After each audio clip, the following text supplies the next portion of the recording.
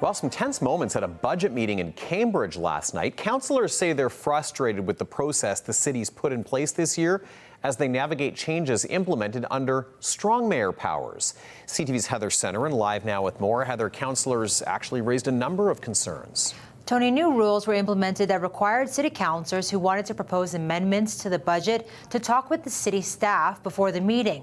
They also weren't allowed to ask questions of staff during the meeting. Councillors raised so many concerns that the new rules were reversed mid-meeting. The city says the rules were put in place in an attempt to make this whole process run easier, but some councillors felt the new rules encroach on democracy.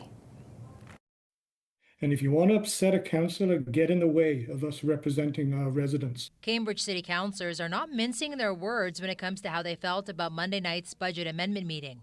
It was setting us up for failure. They don't like how it was handled by city staff.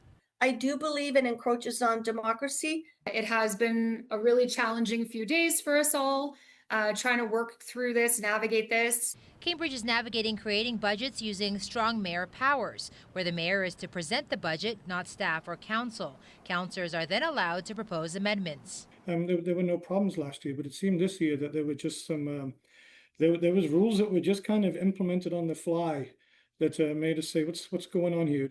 On Friday, councillors were told their amendments didn't qualify for Monday night's meeting because it didn't meet new criteria that they say wasn't clearly communicated.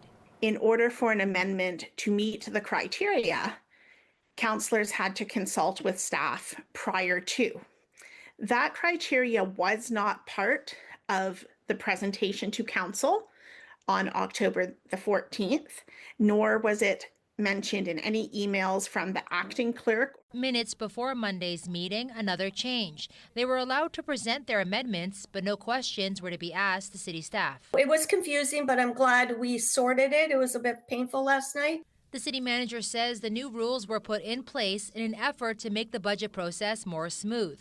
He says it's only been 2 years since strong mayor legislation has been in effect, and they're still working on figuring out what works best while following the tight 30-day deadline from when the budget is presented to when it has to be approved. This isn't, just the mayor's budget and then nothing else happens.